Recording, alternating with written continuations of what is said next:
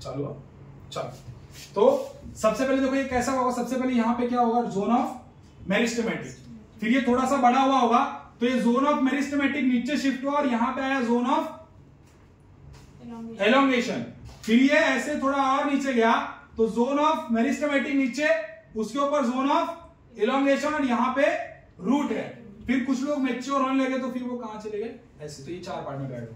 तो ये जो था अभी जो नीचे है वो कभी एकदम ऊपर हुआ करता था, समझ में इमेजिनेशन में कैसे ये नीचे है धीरे धीरे धीरे। अब अपन कहां पढ़ेंगे, ये रूट हो गया। अब अपने पास कहां आएगा, स्ट्रक्चर ऑफ रूट।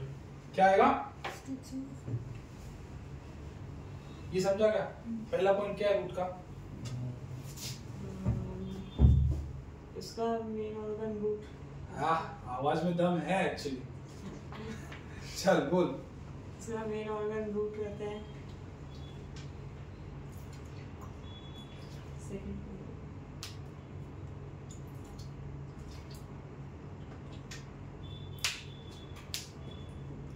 टेरिस्टियल भी आता है, दिख गया क्या? चल हाँ पता नहीं, चल देख क्या था।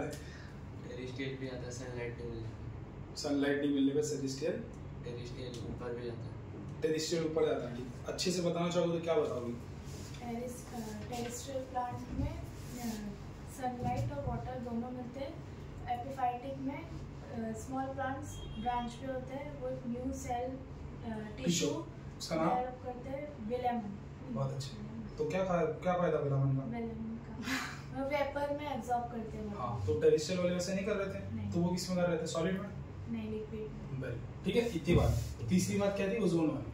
4 जोन बताओ। पहला है रूट कैप, उसके बाद मेरिस्टेमेटिक, फिर उसके बाद है मेरिस्टेमेटिक, पैदा हो गए, पैदा होने के बाद बड़े हो गए, जोन ऑफ ये ग्रोथ, इलोंगेशन, इलोंगेशन, फिर रूट हेड जोन है, फिर मैच्योरेशन। बात अच्छी। ठीक है, चल अब उसके बाद जाएंगे स्ट्रक्चर ऑफ रूट पे। पूरे चैप्टर का इमेजिनेशन चल रहा है दिमाग में, क्या होने वाला है चैप्टर में, क्या अभी तक हुआ है और क्या होने वाला है।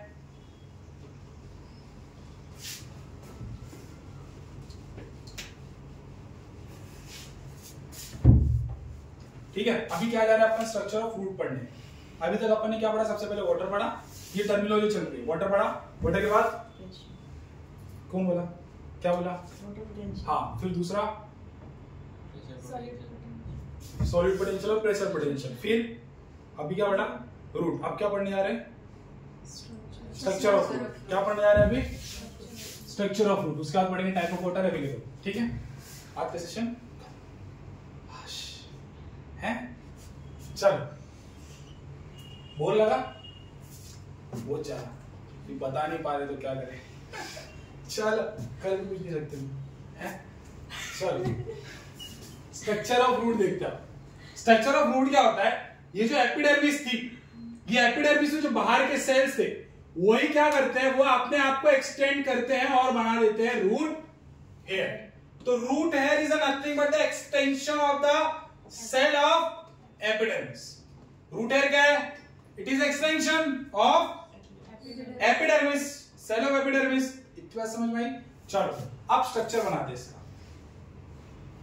तो मैं क्या कर रहा हूं पता है, मैं क्या कर रहा हूं, ये जो तुम्हारा ये वाला पार्ट है ना, ये जो एपिडर्मिस का पार्ट है, मैं उसमें से इतना कट सेक्शन बना रहा हूं। ठीक है,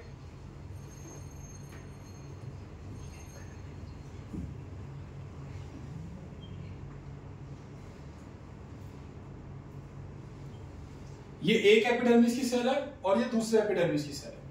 ठीक है, ये तीसरी है, 3 ऐसे लाइंस है। इसका भी ऐसे रूट हेयर आगे होगा और इसका भी ऐसे रूट हेयर आगे होगा। अपन इसकी बात कर रहे हैं। ठीक है, तो अब क्योंकि ये प्लांट का सेल है तो सबसे आखिरी में कौन सी वॉल होगी, सेल वॉल। Cell wall. अब सेल वॉल के अंदर क्या होगा बताओ भाई, सेल मेम्ब्रेन होगा। क्या होगा, सेल मेम्ब्रेन होगा। और सेल मेम्ब्रेन के बाद न्यूक्लियस होगा, है ना, न्यूक्लियस होगा। न्यूक्लियस के अलावा बहुत सी चीजें हो सकती है, माइटोकॉन्ड्रिया होगा। ठीक है, वैक्यूल्स होगा, ऐसी बहुत सारी चीजें हो सकती है। ठीक है, ये क्या है, सेल वॉल। ये क्या है? Cell wall. जनरली बोलते हैं अपन ये सेल वॉल जो है वो कैसी है? बाइलेयर।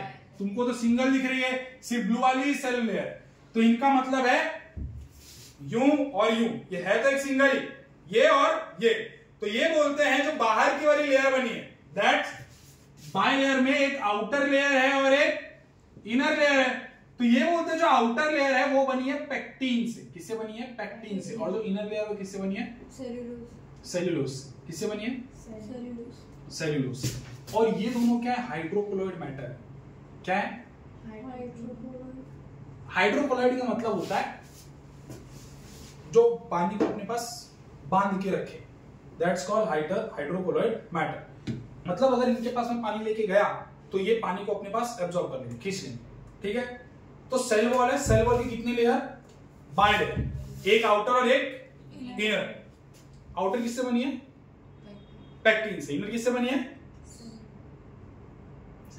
सेल्यूलोज से। और ये कैसे हैं? इनका नेचर कैसा है? हाइड्रोकोलोइड। हाइड्रोकोलोइड मतलब पानी को एब्जॉर्ब कर लेंगे। ठीक है, और अंदर वाली जो चीज है उस अंदर वाली चीज का नाम क्या है? सेल मेम्ब्रेन, या इसी को अपन क्या बोलते हैं? Plasma membrane. अब देखो क्या बात है कि सेल वॉल जो है वो फ्रीली परमिएबल है। कैसी परमिएबल है?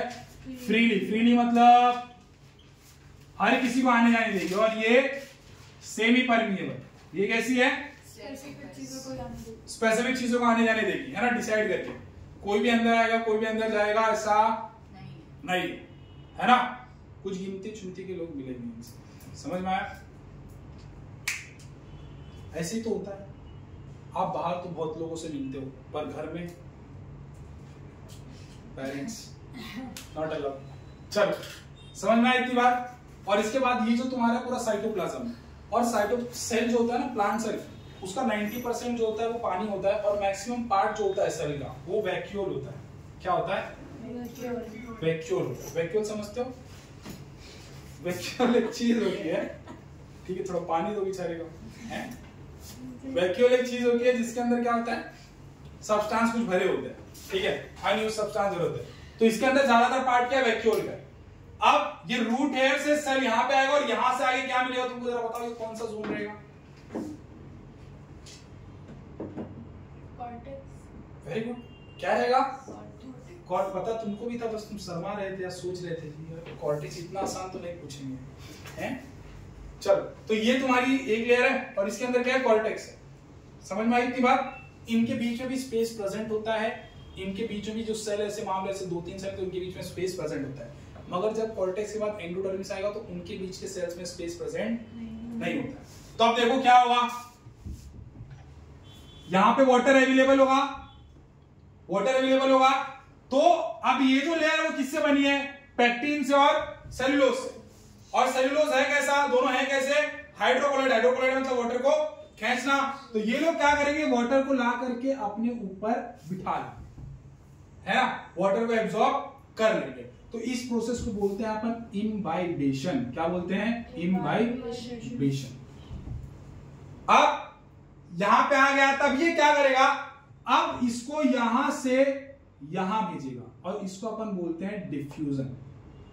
डिफ्यूजन पता है ना क्या होता है? From high concentration to low concentration through a membrane, है ना, थ्रू अ मेम्ब्रेन। अब जब यहां से यहां जाने की बात आएगी तो हर कोई तो जा नहीं पाएगा, हर कोई तो जा नहीं पाएगा, ठीक है। तो इसको अपन बोलते हैं, इस टाइप के मूवमेंट को बोलते हैं अपन ऑस्मोसिस। देखो, डिफ्यूजन और ऑस्मोसिस में बस इतना ही फर्क है कि ये सिलेक्टिवली परमिएबल मेम्ब्रेन से हो रहा है, या सेमी परमिएबल मेम्ब्रेन से हो रहा है, जबकि ये सेमी परमिएबल मेम्ब्रेन नहीं बल्कि फ्रीली परमिएबल मेम्ब्रेन से हो रहा है। डिफ्यूजन और ऑस्मोसिस में बस इतना ही फर्क है। अगर मैं किसी से भी नॉर्मल से पास ऑन करवा दूं तो वो डिफ्यूजन है। अगर मैं एक स्पेशल मेम्ब्रेन लगाऊं जो हर किसी को जाने नहीं दे रहा, उसको बोलेंगे ऑस्मोसिस। तो डिफ्यूजन और ऑस्मोसिस में फर्क समझा? Osmosis is a special type of diffusion. Osmosis is a special type of diffusion through the semi-permeable membrane. तो सबसे पहला प्रोसेस क्या हुआ? इम्बाइबेशन। इम्बाइबेशन के बाद डिफ्यूजन। डिफ्यूजन में क्या हुआ? इट कम्स इनटू द या between the cell membrane and the cell wall. और ऑस्मोसिस में क्या हुआ, it enters into the cytoplasm.